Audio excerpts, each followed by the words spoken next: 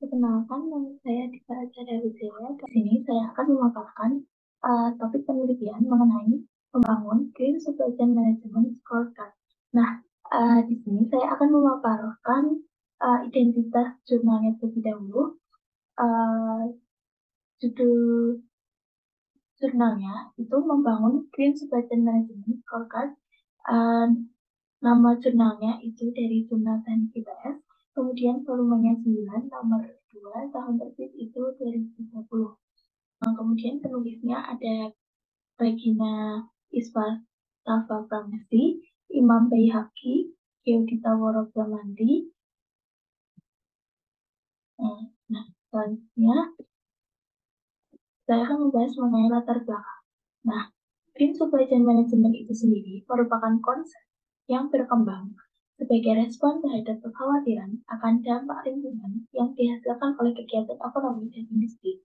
Nah, permintaan konsumen yang semakin sadar akan pentingnya produk yang ramah lingkungan mendorong perusahaan untuk memperhatikan aktivitas produksi mereka. Penting bagi perusahaan untuk mengukur dan memantau tingkat implementasi praktik adanya Green Supply Chain Management itu sendiri. Namun, belum ada alat yang jelas dan komprehensif untuk mengukur implementasi Green Supply Chain Management secara holistik. Oleh karena itu, di jurnal penelitian ini bertujuan untuk mengembangkan adanya Green Supply Chain Management Scorecard sebagai alat pengukuran yang dapat digunakan oleh perusahaan untuk mengevaluasi tingkat implementasi adanya Green Supply Chain Management dari perusahaan manufaktur itu sendiri. Nah, di sini tujuan penelitiannya yaitu untuk mengembangkan kerangka pengukuran adanya Green Supply Chain Management dan menganalisis implementasinya dalam perusahaan manufaktur serta memberikan panduan praktis bagi perusahaan dalam mengukur dan meningkatkan adanya praktik dari Google Green Supply Chain Management mereka. Kemudian, subjek penelitiannya yaitu mengukur dan mengimplementasi praktik adanya Green Supply Chain Management dalam perusahaan manufaktur. Kemudian metode penelitian di penelitian ini itu menggunakan studi literatur dan analisis. Nah, penulis melakukan studi literatur mengenai pengukuran praktik Green Supply Chain Management dalam perusahaan manufaktur.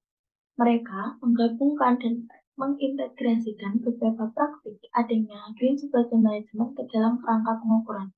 Nah, penulis juga mengidentifikasi dimensi-dimensi dan subdimensi berdasarkan aktivitas dan dampak lingkungan dari adanya praktik dari Green Supply Chain Management. Nah, item pengukuran itu divalidasi oleh ahli akademik. Hasil analisis dari topik penelitian ini menunjukkan bahwa pengembangan adanya Green Supply Chain Management Scorecard dapat digunakan sebagai alat untuk mengukur tingkat implementasi adanya praktik Green Supply Chain Management di perusahaan manufaktur. Nah, di pengukuran ini ada 6 dimensi dari adanya Green Supply Chain Management itu sendiri, yaitu adanya internal management, adanya green design, green purchasing, green protection, green logistik, dan yang terakhir ada reverse logistik. Nah, melalui pengukuran penggunaannya adanya Green Supply Chain Management Scorecard ini, perusahaan dapat mengevaluasi dan memantau tingkat implementasi adanya Green Supply Chain Management dari mereka. Nah, kesimpulan dari topik penelitian ini adalah pengembangan Green Supply Chain Management Scorecard itu sebagai alat untuk mengukur tingkat implementasi Green Supply Chain Management di perusahaan manufaktur dan merupakan sebagai langkah yang penting dalam membangun rantai pasok yang berkelanjutan secara lingkungan.